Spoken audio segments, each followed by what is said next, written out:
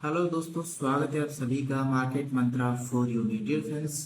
हम चलते हैं मार्केट की ओर, लाइव मार्केट की ओर हम चलते हैं और आज के सिग्नल्स की क्या परफॉर्मेंस रही है, क्या मार्केट अपडेट है, हम आपको देते हैं। सबसे पहले हम चलते हैं गोल्ड के चार्ट की ओर।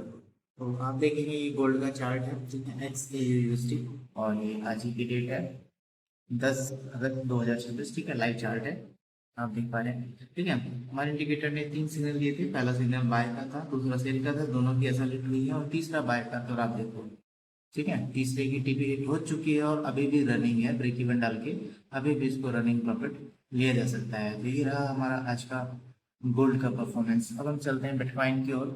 ये आप देखेंगे बिटकॉइन का चार्ट है, ठीक है, और बिटकॉइन में पहली डेट बाय की थी, ऐसे हिट हुई, दूसरी डेट सेल की थी, टीपी हिट हुई, तीसरी डेट भी सेल की थी, टीपी हिट हुई। ठीक है, तो इस तरीके से हमारा इंडिकेटर वर्क करता है। इस तरीके से मार्केट अपडेट लेने के लिए रेगुलर हमारे साथ जुड़े रहें, फॉलो करना बिल्कुल ना भूलें। Thank you.